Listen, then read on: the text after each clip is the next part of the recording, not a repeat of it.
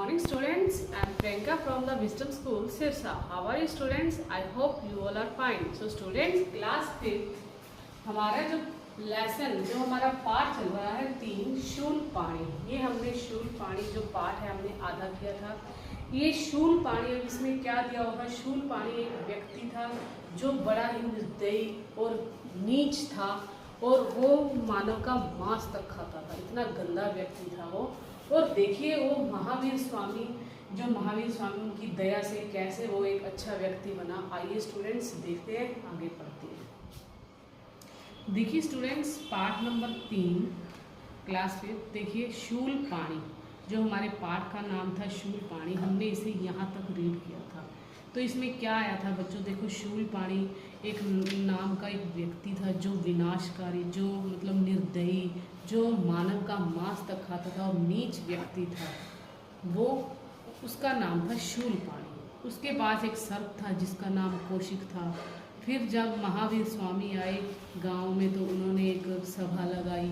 फिर महावीर स्वामी के पास अब देखिए कैसे सब लोग इकट्ठे हुए हैं। अब देखिए अब आगे इस शूल पाणी और सर्प का कैसे विनाश होता है, कैसे इनको सही राह पर महावीर स्वामी लेकर आते हैं। तो आइए स्टूडेंट्स नेक्स्ट पेज से हम इसे स्टार्ट करते हैं। आ जाइए बच्चों, ध्यान देखिए क्लास 5 अपनी बुक को अच्छे से खोल कर रखिए।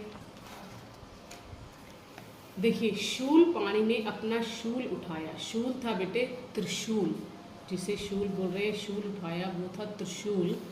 जैसे ही उसने भगवान महावीर पर आक्रमण करना चाहा, कौशिक नाग ने उसे ही डस लिया। अब देखिए कैसे शूल पाणी ने सर्प को महावीर को डसने के लिए भेजा था कि जाओ उनको ख़त्म करके आओ, पर लेकिन सर्प भी जाकर उनका भक्त बन गया था। और फिर जब वो खुद आया, उन्हें शूल से आक्रमण करने आया महावीर पर, तब उस सर्प ने ही उन्हें डस लिया था। अब देखिए शूल पाणी धड़ाम से भूमि पर गिर पड़ा और तड़पने लगा। उसे तड़पता देखकर भगवान महावीर को बहुत दुख हुआ। उन्होंने कहा, शूल पाणी घबराओ मत, मैं अभी जड़ी बूटी लाकर तुम्हारा उपचार करता हूँ। भगवान महावीर जंगल की ओर निकल गए। अंधेरा होने के कारण उन्हें बहुत परेशानी हो रही थी, फिर भी उन्होंने जड़ी बूटी खोज ही ली। जब वे लौटे तो गांव के बहुत से लोगों को वहां पाया। महावीर भगवान ने जड़ी बूटी घिसकर शूल पाणी का उपचार किया, आरंभ किया। तो गांव के मुखिया ने कहा, भगवान इसे न बचाएं, यह हत्यारा और पापी है।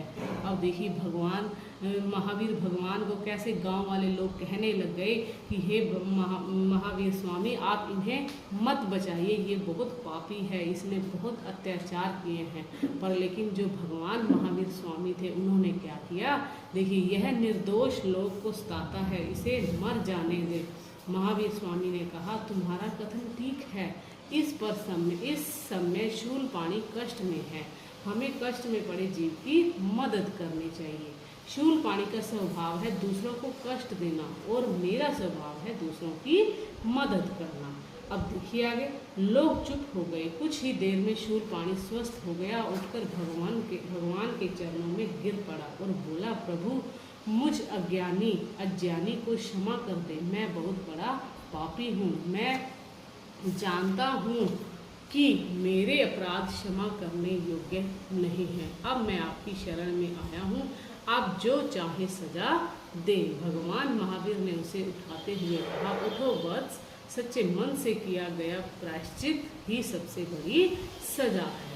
अब देखिए कैसे उसने प्रायश्चित किया। जब उसकी जान बचाई भगवान महावीर ने, तो वो पश्चाताप करने लग गया कि हे भगवान, आप भी मुझे अपनी शरण में ले लें।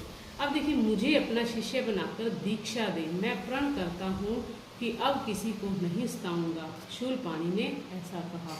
भगवान महावीर ने उसके सिर पर हाथ फेरते हुए कहा, वत्स, आज से तुम मेरे शिष्य हुए।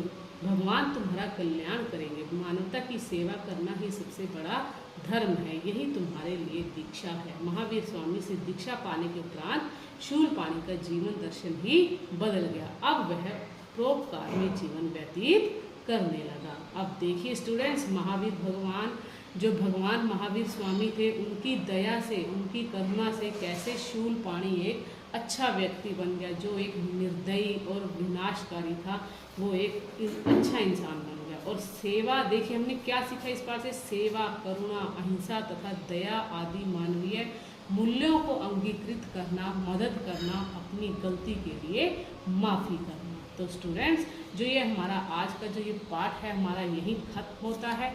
मैंने आपको इसके आधे ही दिए थे शब्दार्थ, आज आपने इसके पूरे शब्दार्थ करने हैं।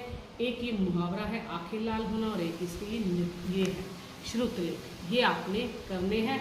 और मैं आपको ये श्रुतलेख भी आपने करने हैं, बस आपने यहीं तक करना है। एंड नेक्स्ट अभ्यास की जो ये आपकी कार्य हैं, जो इसके प्रश्न उत्तर हैं, ये हम नेक्स्ट वीडियो में करेंगे। तो स्टूडेंट्स, आज आपने इसके शब्दार्थ, श्रुतलेख और एक मुहावरा और लेसन को एक बार फिर से आपने रीड करना है। तो स्टूडेंट्स, आज के लिए आपका इतना ही। Thank you students, bye, have a nice day.